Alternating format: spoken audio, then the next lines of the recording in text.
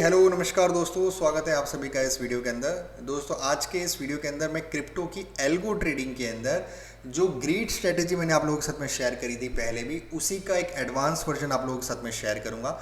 एक छोटा सा पैरामीटर यहाँ पर मैंने इंट्रोड्यूस किया है जिससे कि ग्रीड स्ट्रेटेजी की वर्किंग पूरी तरीके से बदल जाएगी और जो हमारा ROI है वो ROI काफ़ी बेहतर होने के यहाँ पे चांसेस हैं। साथ ही साथ अभी तक जो भी ग्रिड स्ट्रेटेजी या एल्गो ट्रेडिंग मैंने करी है या मैंने जो शेयर करी है उसके एक्सपीरियंसेस और वहाँ पर क्या क्या ड्रॉबैक्स और लूप होल्स रहे हैं, उन सारी चीज़ों को ध्यान में रखते हुए जितनी अभी तक मैं अपडेट कर सकता था और जो एक्सपीरियंसेस अभी तक मैंने लिया है उसके बेसिस पे ये एडवांस ग्रिड स्ट्रेटेजी मैं आप लोगों के साथ में आज इस वीडियो के अंदर शेयर करूँगा। तो शुरुआत करते हैं। ग्रिड स्ट्रेटेजी क्या होती है सबसे पहले दोस्तों वो समझना ज़रूरी है। ग्रिड स्ट्रेटेजी का मतलब होता है कि हम बाइंग और सेलिंग के एक ऐसे ऑर्डर्स का कॉम्बिनेशन बना देते हैं जो कि एक ग्रिड की तरह दिखती है। ग्रिड स्ट्रेटेजी का सबसे इंपॉर्टेंट दो पैरामीटर्स होते हैं। पहला पैरामीटर होता है कि ग्रिड स्पेसिंग हम लोग क्या रखते हैं। ग्रिड स्पेसिंग का मतलब होता है कि बाइंग और सेलिंग के बीच में हमको कितना स्पेस रखना है, कितना गैप रखना है। मान लीजिए हम लोग बिटकॉइन की बात करें तो हम $500 का मान लीजिए गैप रखते हैं। इथेरियम की बात करें तो हम सपोज $10 का उसके अंदर गैप रखते हैं, तो वो हो जाती है ग्रिड स्पेसिंग। उसी तरीके से दूसरा एक पैरामीटर होता है ग्रिड लेंथ। ग्रिड लेंथ का मतलब होता है कितने लेवल ऑफ ऑर्डर्स हमको लगाने हैं एक ग्रिड के अंदर। तो मान लीजिए मुझे 10 का अगर मैं ग्रिड लेंथ कहता हूं तो मैं 10 बाइंग के ऑर्डर लगाऊंगा और 10 सेलिंग के ऑर्डर लगाऊंगा, तो मेरी 10 की एक ग्रिड बन जाएगी जिसकी ग्रिड लेंथ होगी 10 और उसकी स्पेसिंग जैसे मान लीजिए मैंने $10 रखा है इथेरियम के अंदर, तो मेरी ग्रिड स्पेसिंग हो जाएगी $10। ये होती है ग्रिड स्ट्रेटेजी। अब यहाँ पर इस स्ट्रेटेजी जो कि एडवांस ग्रिड स्ट्रेटेजी है, यहाँ पर मैं एक नया पैरामीटर आप लोगों के साथ में शेयर करूंगा जो कि है मिनिमम ग्रिड स्पेसिंग, जो कि हम कह सकते हैं मिनिमम स्प्रेड भी। अब दोस्तों मिनिमम स्प्रेड यहाँ पर इंट्रोड्यूस करने की जरूरत क्यों थी वो सबसे पहले समझना जरूरी है। तो अभी तक हम जो दोस्तों स्प्रेड्स यूज करते थे या जो ग्रिड स्पेसिंग हम लोग जो यूज करते थे, जैसे इथेरियम के अंदर मैं बात करूं $10 की, तो क्या होता था जो अभी तक के मेरे एक्सपीरियंसेस रहे हैं, क्योंकि मैं चार्ट्स को बहुत टिक बाय टिक मैंने फॉलो किया है, तो इसलिए मैंने देखा है कि मान लीजिए जैसे मैं इथेरियम को $2500 पे मैं सेल करता हूँ, उसके बाद में नेक्स्ट मेरा ऑर्डर है $2510।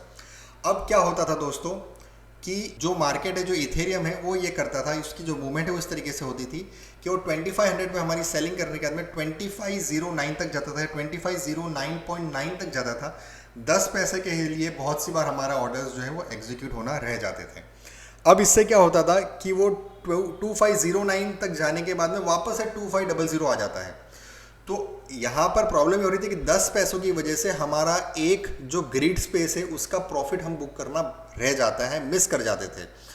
इसीलिए यहाँ पर एक मिनिमम ग्रिड स्पेसिंग की कॉन्सेप्ट को मैं लेकर आया हूँ, जिसमें क्या होगा कि हम एक उसी का एक सब पार्ट बनाएंगे, उसी जो ग्रिड को है उसको एक सब ग्रिड में कन्वर्ट करेंगे और एक छोटा सा स्पेसिंग हम लोग डिसाइड करेंगे। मान लीजिए जैसे मैं अगर इथेरियम की बात करूं तो मैं $2 या $2.5 का अगर मैं मिनिमम ग्रिड स्पेसिंग डिसाइड करता हूं, तो क्या होगा कि सबसे पहले मैं ऑर्डर लगाऊंगा मान लीजिए 2500 के ऊपर। उसके बाद में नेक्स्ट मेरा सेलिंग का ऑर्डर होगा 2502 अगर मैं 2 का स्प्रेड रखता हूँ, ठीक है। उसके बाद में 2504, 2506, 2508, 2510। तो जो मैं पहले 2510 लगा रहा था डायरेक्टली, अब उसको मैंने डिस्ट्रीब्यूट कर दिया, उसको छोटे छोटे भागों में डिवाइड कर दिया और अब मैंने उसको 2-2 के स्प्रेड में कन्वर्ट कर दिया है। अब दोस्तों यहाँ पर इसके अंदर अगर हम लोग पहले मान लीजिए 10 लॉट के अंदर काम कर रहे थे, तो अब हमको उसको घटाकर 2 लॉट या 1 लॉट में आ जाना है, क्योंकि वो 10 पॉइंट का जो गैप हुआ करता था जिसमें हम लोग 10 क्वांटिटी सेल करते थे, अब उसके उसी $10 के गैप के अंदर हम लोग 5 छोटे छोटे ऑर्डर्स लगा रहे हैं। इसलिए हमको 10 क्वांटिटी को रिड्यूस करके 2 क्वांटिटी या और कम करके 1 क्वांटिटी कर देनी है, जिससे कि हमारा सेम कैपिटल के अंदर काम हो सके। तो ये हो गया एडवांस ग्रिड स्ट्रेटेजी। अब इसके अंदर दोस्तों हमने ग्रिड स्पेसिंग छोटी करी है, लेकिन हमारी जो प्रॉफिट बुकिंग है वो हम उतनी ही रखेंगे।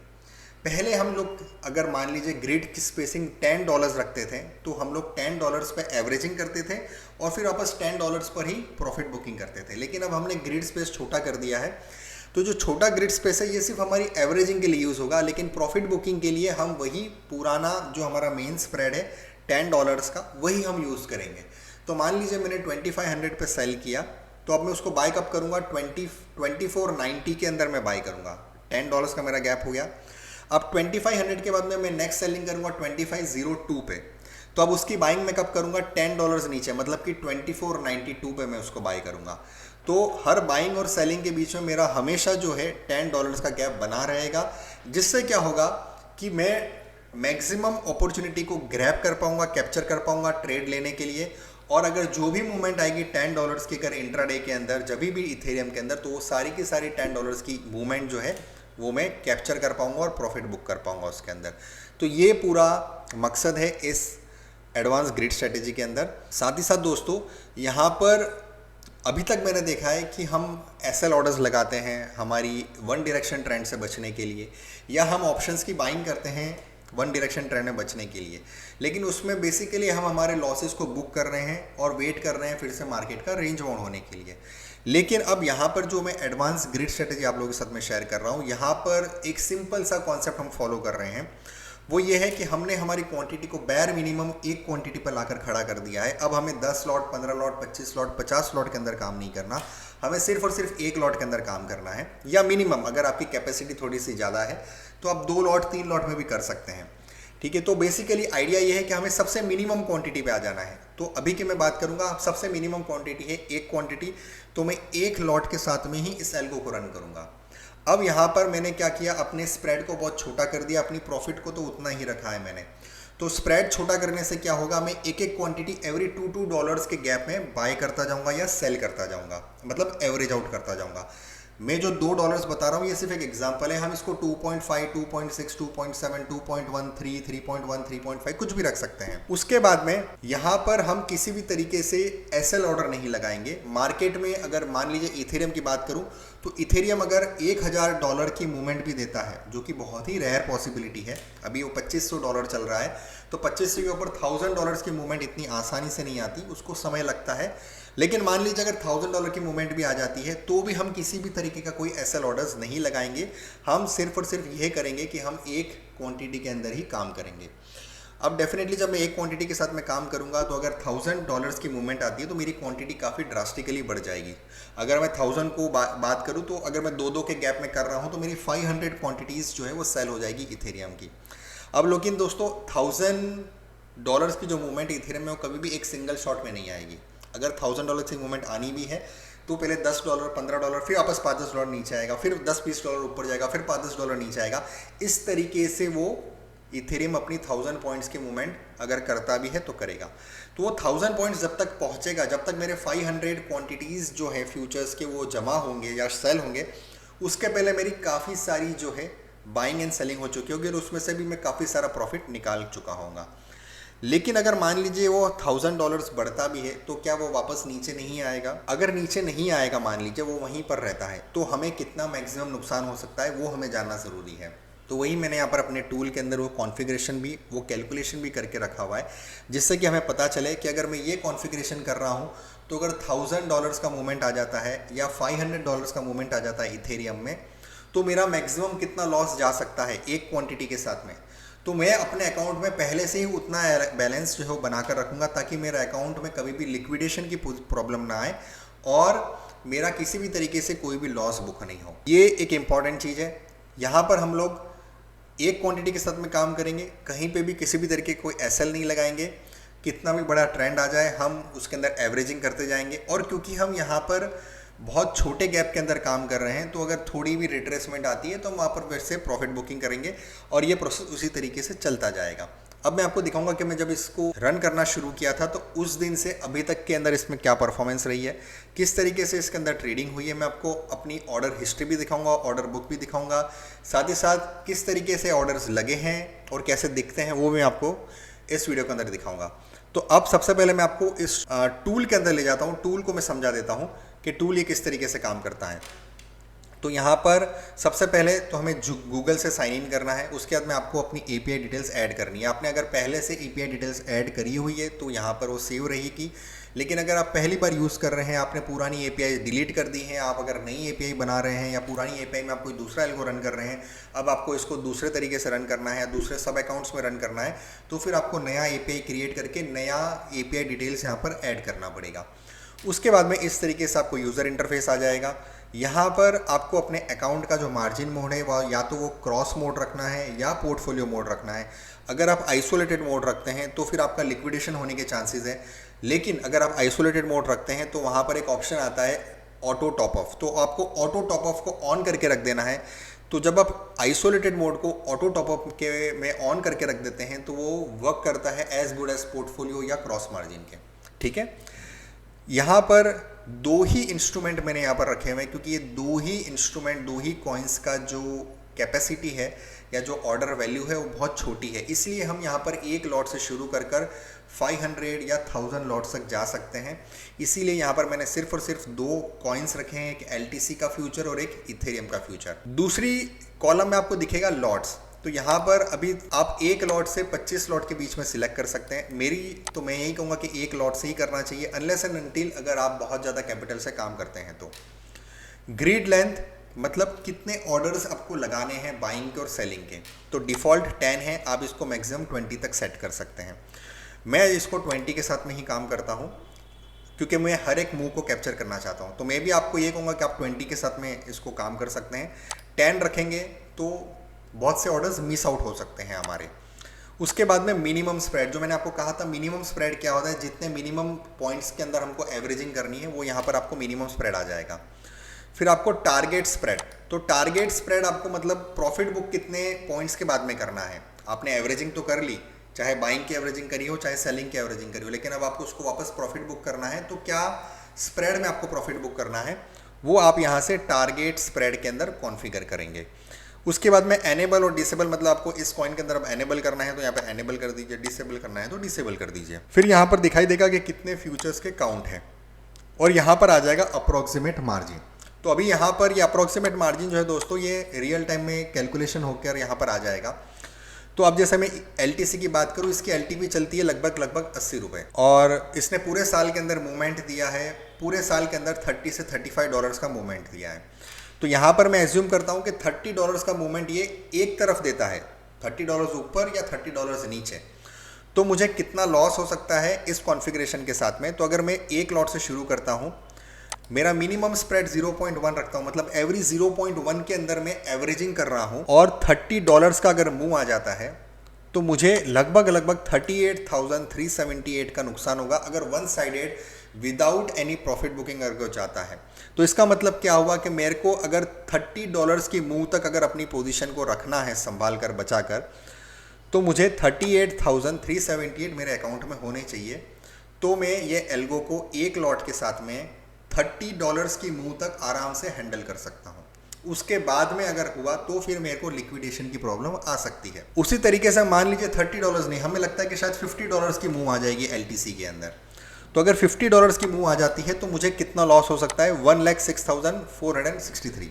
ठीक है, तो अगर मुझे 50 डॉलर्स के मूव तक के हिसाब से अगर काम करना है और एक लॉट से मैं शुरू करता हूँ, 0.1 का मैं अगर स्प्रेड रखता हूँ, तो मुझे 1,06,463 रुपीज़ अपने अकाउंट में रखने हैं। तो मैं बहुत निश्चिंत तरीके से विदाउट एनी SL मैं इसको एवरेज आउट कर सकता हूँ, जब तक वो 50 डॉलर की मूव ना दे दे एक तरफा। ठीक है, 50 डॉलर ऊपर और 50 डॉलर नीचे।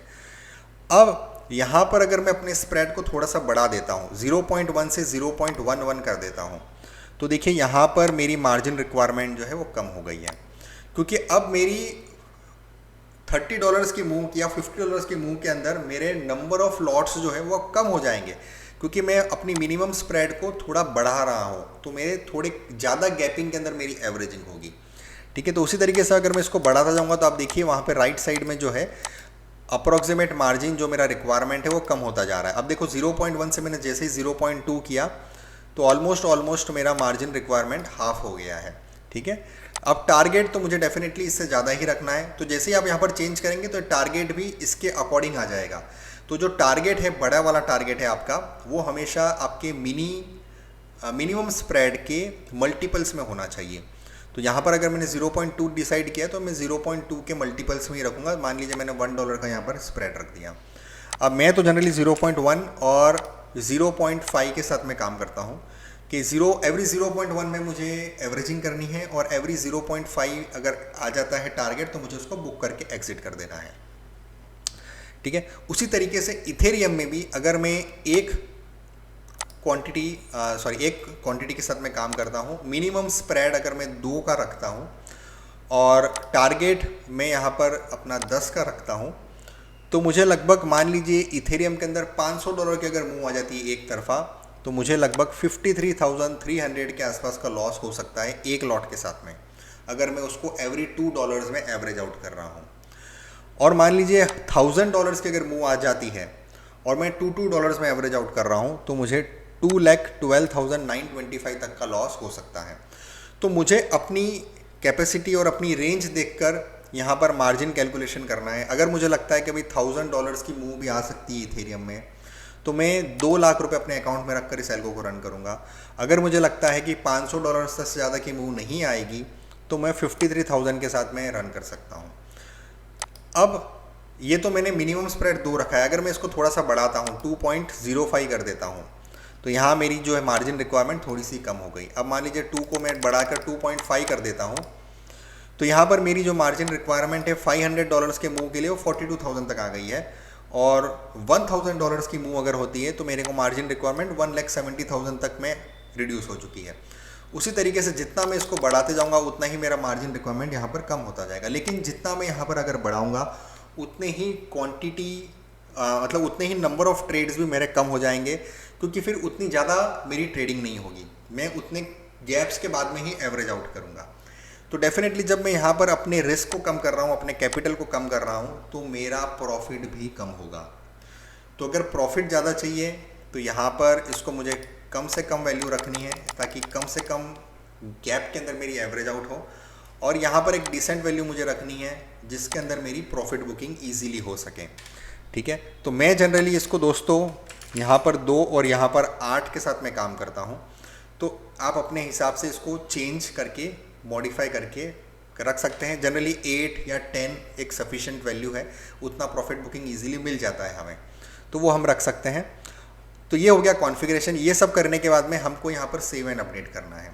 ठीक है, अब मान लीजिए इस पूरे दरमियान में कहीं आपको ऐसा लगता है कि कहीं कुछ गड़बड़ी हो गई है, कहीं कुछ आपका एल्गो बराबर नहीं चल रहा है, या कभी कुछ आपने कुछ मैनुअल ट्रेडिंग करके कुछ गड़बड़ी कर दी है, ऐसा कुछ भी हमें लगता है कि भाई कुछ बराबर नहीं चल रहा है, तो हम इसको सबसे पहले डिसेबल करके और इसको रीसेट कर सकते हैं, ताकि फिर से ये शुरू हो सके, मतलब फिर से एल्गो 0 से शुरू कर सके। अब उसके बाद में यहाँ पर मैं आपको डेल्टा एक्सचेंज के ट्रेडिंग प्लेटफॉर्म पे ले जाता हूँ। अगर आपने अभी तक डेल्टा एक्सचेंज में अकाउंट नहीं ओपन किया है तो लिंक आपको वीडियो के डिस्क्रिप्शन में मिल जाएगा। साथ ही साथ स्क्रीन पर दिए हुए नंबर पर आप मुझे व्हाट्सअप कर सकते हैं, ताकि आप अकाउंट ओपन करके इस एल्गो को फ्री में भी यूज़ कर पाएंगे। अब ये है दोस्तों ग्रिड, और ये है मेरी एडवांस ग्रिड स्ट्रेटेजी। तो यहाँ पर मैं थोड़ा सा इसको जूम आउट करता हूँ, इसको थोड़ा सा बड़ा कर लेते हैं। ठीक है, अब बड़ा करने के बाद में दोस्तों यहाँ पर आपको दिख रहा होगा कि यहाँ पर मैंने इस तरीके से यहाँ पर इतने सारे ऑर्डर्स जो है 20 ऑर्डर्स सेलिंग के और 20 ऑर्डर्स बाइंग के लगे हुए हैं। ये सभी के अंदर देखिए $2 के लगभग $2 का डिफरेंस है। ये देखिए 2756, फिर 276, 2574, 2572, 2570। तो कहीं से थोड़ी भी कुछ भी मूवमेंट आएगी तो मेरी यहाँ पर सेलिंग हो जाएगी, और कोई भी मूवमेंट थोड़ी नीचे की तरफ आई तो मेरी बाइंग हो जाएंगी। अभी आप देखिए यहाँ पर 2540 है और यहाँ पे 2530 है। ये दोनों के बीच में $10 का गैप है। मैंने $8 का स्प्रेड रखा हुआ है। तो यहाँ पर $8 प्लस जो एक करंट ट्रेड मेरा एग्जीक्यूट हो गया है, वो मिलाकर $10 का गैप हो जाता है। तो आप हमेशा देखेंगे इन दोनों के बीच में मेरा $10 का गैप नजर आएगा।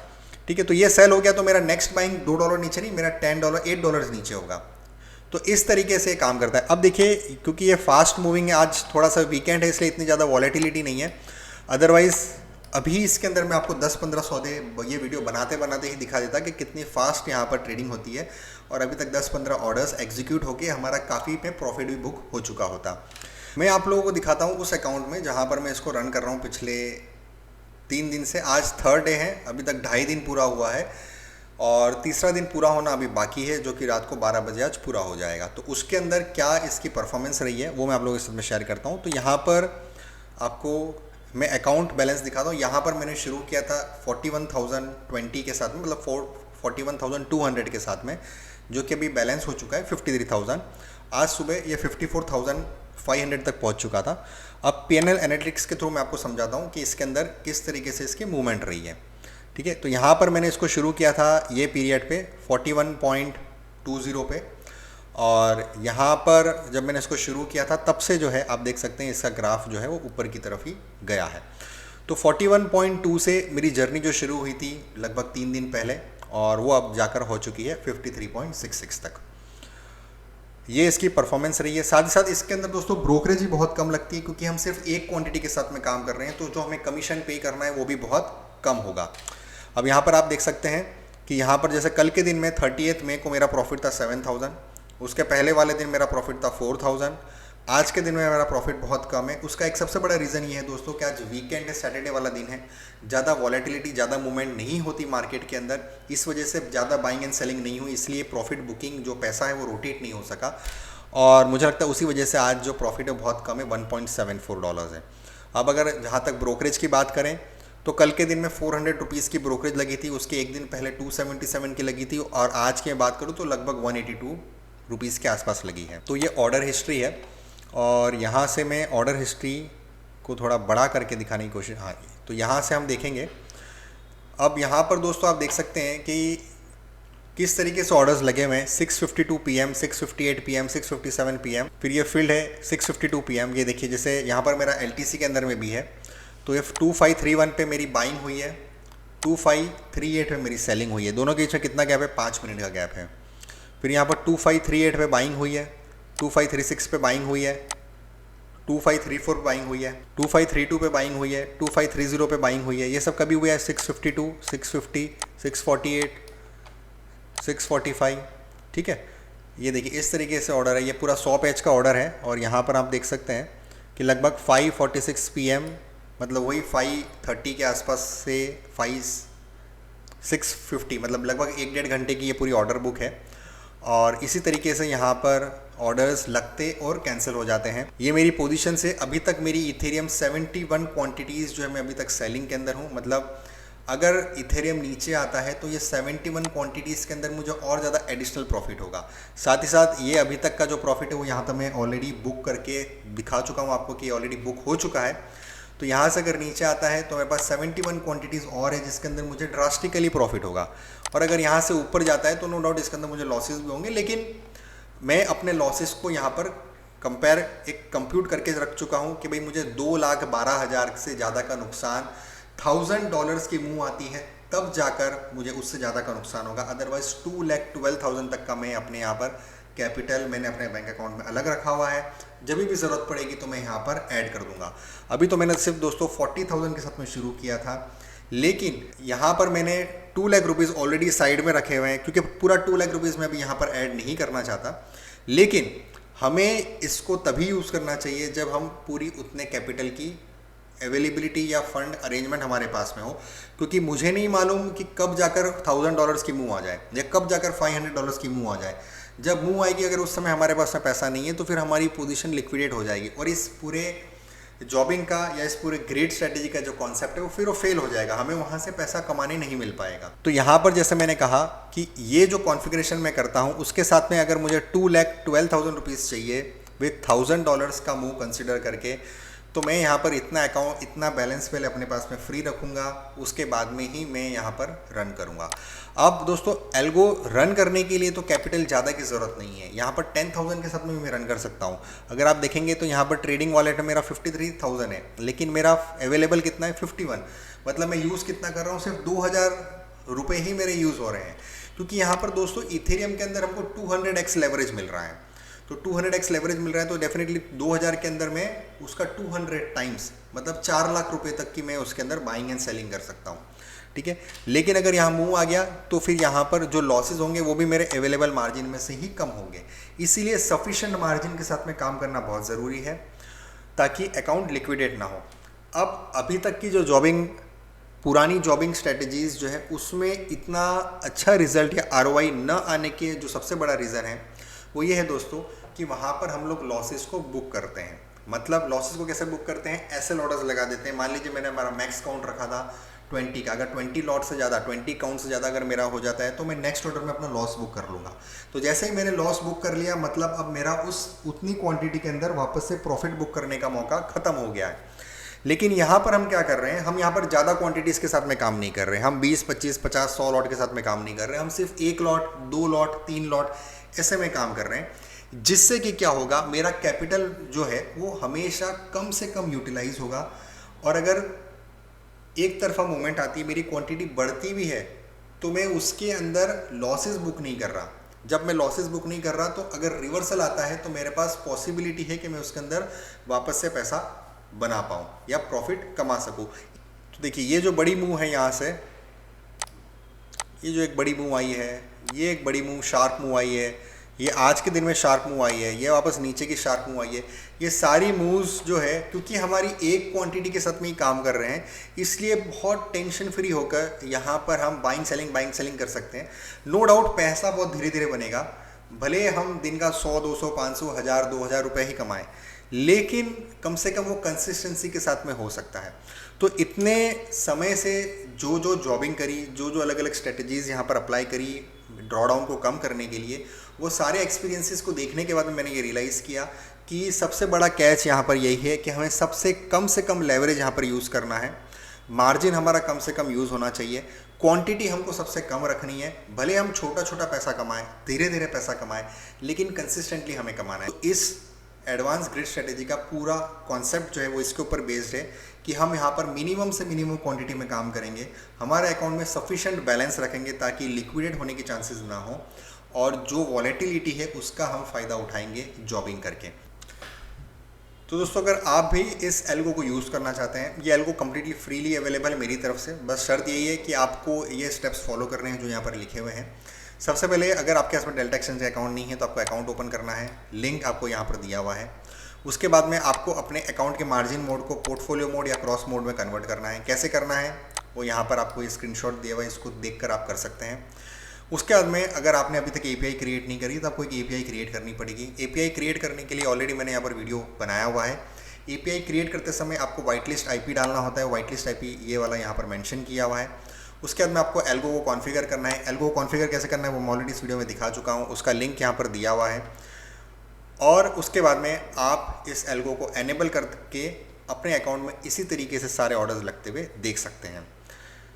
तो उम्मीद करता हूँ दोस्तों इस वीडियो से आपको ग्रिड स्ट्रेटजी के लिए बहुत पॉजिटिव फीलिंग्स आई होगी और आपको भी लग रहा होगा कि इस स्ट्रेटजी को यूज़ करके हम कंसिस्टेंट तरीके से पैसा कमा सकते हैं। साथ ही साथ अगर आपके पास में इस स्ट्रेटजी को लेकर कुछ सुझाव है, कुछ एक्सपीरियंसेस हैं, तो आप इस वीडियो के कमेंट सेक्शन में ज़रूर डिस्क्राइब करिए, ज़रूर शेयर करिए। और इसी तरीके से फिर किसी और अपडेट्स के साथ में मैं आप लोगों के सामने आऊँगा नेक्स्ट वीडियो में। तब तक के लिए जय हिंद, जय भारत।